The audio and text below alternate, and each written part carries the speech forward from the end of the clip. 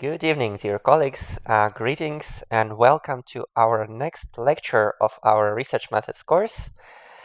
Today we will discuss one of the key issues in psychology, that is the issue of psychology of measurement. How can we make sure that the tests and the questionnaires that we are using are actually good enough for us to use? How can we make sure that actually we are really measuring something rather than we're just looking at some bunch of strange questions that don't really capture anything reasonable, any reasonable construct. And today we'll discuss the criteria that we can use to choose psychometric instruments for your future master's thesis, or the criteria that you can apply when you develop your own psychometric instruments within your master's project. This is also quite possible. We'll focus a little bit on reliability and validity, and we'll also discuss different practical approaches that we can use to measure subjective constructs, because that's what we often do. But before we begin all that, I propose you to take a look very quickly at the context, at the history of psychological measurements, to have a little bit of an idea how it all came about. If we look at different areas in psychology where measurements are used, we can see at least three different ones. First of all, there is neuroscience or psychophysiology, where people use objective measurements of all kinds of physiological correlates of our mental processes. They can measure something that's happening in the brain or something that happens in our autonomous nervous system and so on. Second, there is psychophysics. Psychophysics is an area of psychology where we measure subjective phenomena that are associated with some objective stimuli that we perceive, and we try to measure our subjective sensations, our subjective experiences of those physical stimuli. And finally, there is a third area, psychometrics, where we measure all kinds of subjective phenomena like attitudes or emotions that might not even have any clear objective or behavioral correlates. And we can also measure hypothetical constructs, such as abilities or needs or personality traits, basically things that we cannot even be sure that they exist, but nevertheless, we manage to measure them, even if we don't really know what exactly we should use to measure them sometimes. And we have different approaches that we can apply: subjective self-reports and objective ability tests, and some projective methods. Regardless of what approach you're using, the psychometric theory is going to be pretty much the same. So what is the difference between those three areas, and why is psychometric theory so important to us? Because our task is the most complicated one. In neuroscience, they measure physical correlates of mental phenomena, and their measurements do not really differ much from measurements in physics. In psychophysics, researchers measure mental phenomena, subjective sensations, but still they have some objective stimuli that they can rely on, and they can use those objective stimuli as some physical units to measure subjective sensations. So this task is a little bit more complicated, but still it's not as complicated as the task of psychometrics, where we are trying to measure mental phenomena.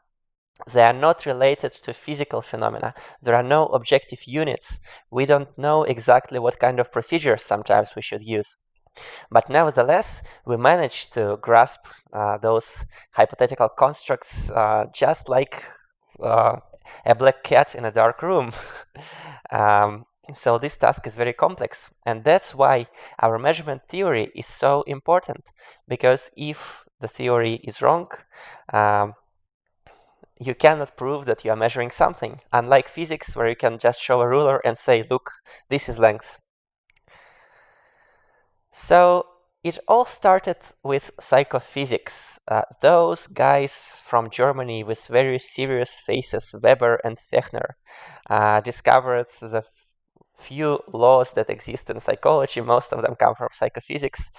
Weber's law and Fechner's law, that basically our ability to distinguish between different stimuli is different depending on the magnitude of those stimuli, and that our subjective sensation is proportional to stimulus intensity, but this association is not linear, it's logarithmic. How did Weber and Fechner discover all that?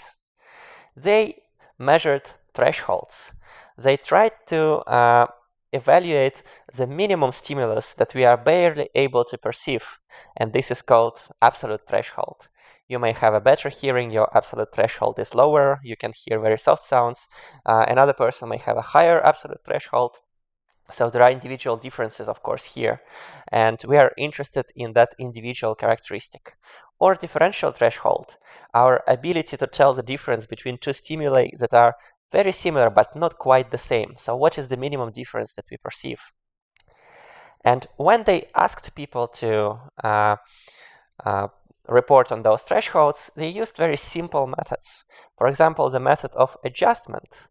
I give you a generator of sound and I ask you, could you please turn the volume up until you start hearing the sound?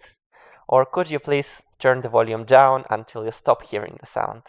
And that point where you start or you stop hearing the sound will be your absolute threshold.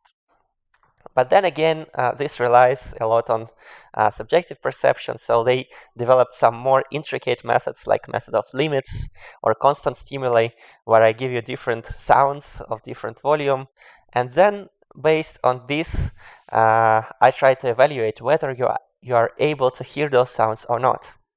And with those slightly more intricate methods, they discovered a very interesting thing, that absolute threshold is not actually a point. There is no single point when we start or stop hearing a sound, depending on its volume.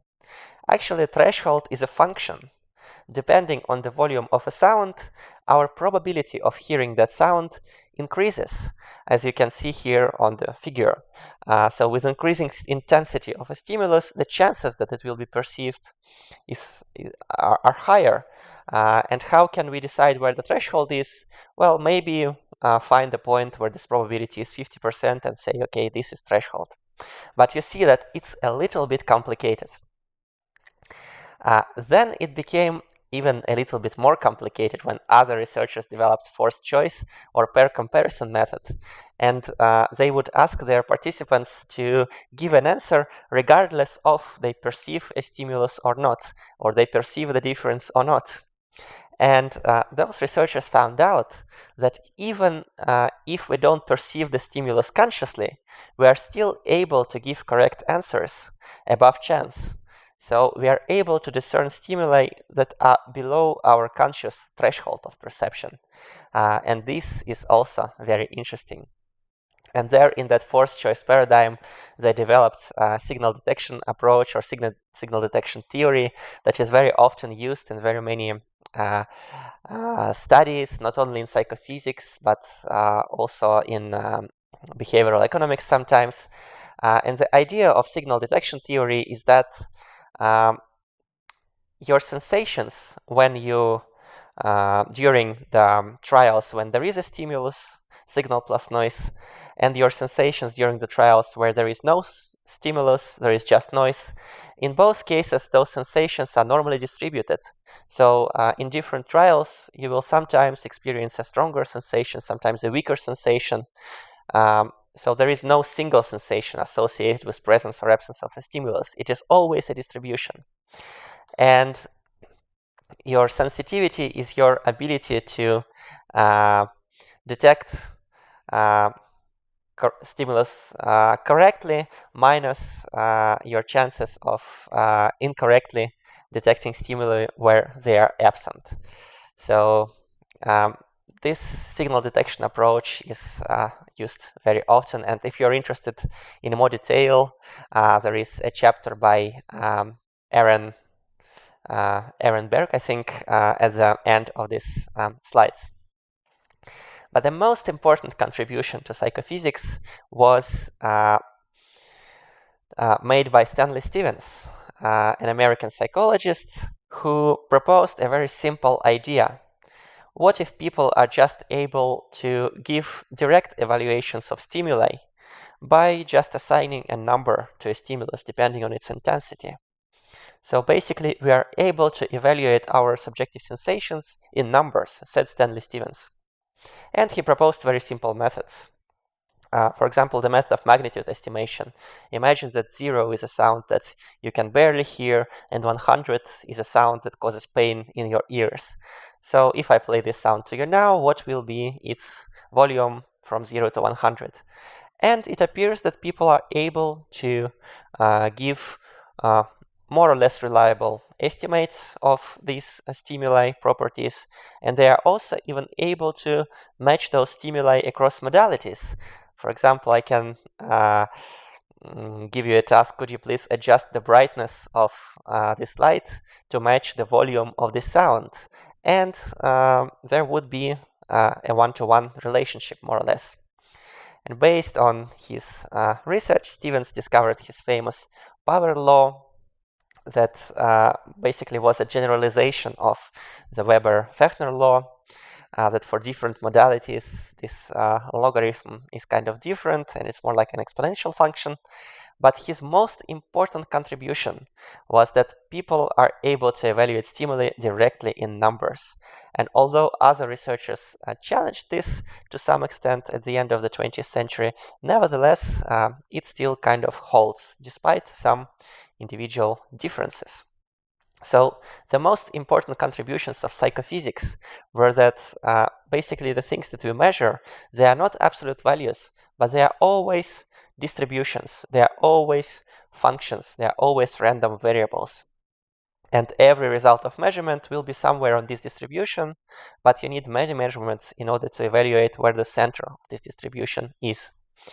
And nevertheless, it is possible to ask people give answers to evaluate subjective phenomena directly in numbers.